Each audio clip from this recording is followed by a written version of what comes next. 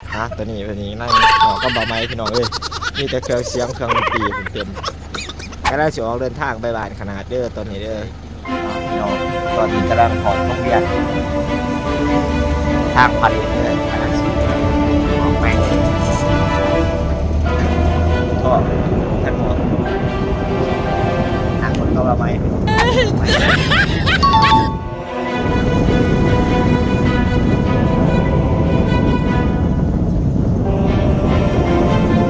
เอาพี่น้องตอนนี้ก็ไม่รุ่นเป็นแวะซื้อขบุญเพื่อจะนำขบุญไปกินเนื่องในโอกาสบุญบาทขนาดของพวกเขาพี่น้องอันนี้ไม่กล้าเพิ่นก็งามเพิ่นละ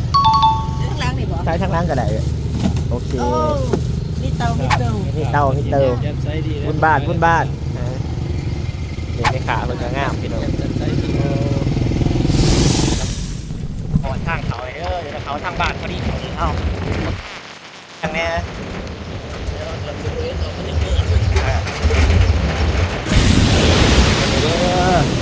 ปอดบาดขนาดเป็นทีเหียบหอยวันนี้อุ่นเนาะเป็นหมอดำเดือกเป็น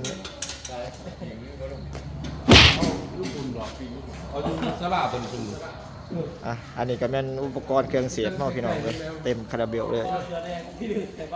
น้องมาหัวจะได้บานขนาดนี้เห็ดไม่ใหญ่เป็นคล้ายเครื่องนาบานคล้ายกายไปกายมาแววอุดหนุนได้เด้อสวยๆหน่อยหนึ่งเนาะกำลังสีทำการเอาปลาขึ้นมาเนาะโดยการใส่หม้ออันนี้กับแม่น้องของพวกเขาเด้อนำทีมโดยพ่อใหญ่อุ่นเพื่อนว่านางไปก่อนนะนี่น้องเขาสิเอาปลาขึ้นมากินเนาะเนี่ยเพราะว่ามื้อนี้เป็นบุญบาทที่ว่าเราย้ายเติบนะพี่น้องเลี้ยงปลานำเป็นเกษตรผสมผสานอยู่เข้มกับแม่นปลูกกกมะพร้าวเนาะแต่ก็มีกกกล้วยที่พี่น้องอยู่ให้อยู่หน้าคือเก่าบรรยากาศนี่บรรยากาศนี่เป็นวัดนอกพี่น้องนี่เขามีขายเครื่องขายยัง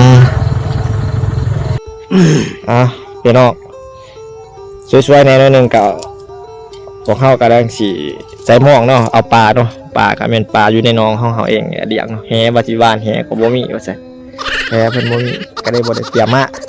ก็ได้ว่าสิเป็นการใส่หม้องเอาหม้องที่เขาที่เอาใส่การหาปลาแบบนึ่งยิงเนาะหม้องนี่ของวิถีประชาชนเขาใส่หม้องก็เป็นวิธีหนึ่งเนาะของการหาปลามันจะมีวานแหใส่นั่นใส่นี่เด้อแต่ว่าเอากระสีใส่หม้องมานี่พี่น้องตัดขามาทีการแต่อยู่ก็กินของพวกเขาทางพญาอุ่นเพิ่นก็เลยขาหมูพี่น้องสำเร็จหมูเนาะทางกายเพิ่นก็เป็นผู้ดังไฟเพิ่นว่ามีเนื้อกินขาหมูกินเด่นพญาอุ่นเพิ่นครับประมาณเพิ่นว่าพี่น้องเนาะเจ้าเก่าเจ้าเดิมเพิ่นว่าตอนนี้กำลังคั่วหมูเลยคั่วไข่คั่วยังนี่พี่น้องไรทีเดียวเพิ่นปะไม่ขายออกมาอันนี้เป็นผักส่วนข้างในหมูเนาะมันมีหางมีตับมีสังให้เขากินเนาะนี่สิงุ่มไปก่อนมันมาทนซุกพี่น้องทางด้านนี้เขาก็จวดเดียวพี่น้องตอนนี้ป้าอุ่นเพิ่นกำลังครับซีนเนาะใส่น้ำซอสไทยแบบว่าพุ่มพับเป็นว่าหมูยังในใส่เด้อพี่น้องเด้อเขาทำการมาเนี่ยครบสุดครบเต็มเลยว่าเนาะใส่แขนใส่คอเลยว่านี่พี่น้องโอ้ยพี่น้องกายจีซ้ำเรียนแล้วเนาะมูว่างเข้าเพิ่นว่าอ่างเดียวเบาๆไฟอ่อนๆนี่พี่น้องจิ้มกล้วยใส่เพิ่นว่ามันจังบ่ดุก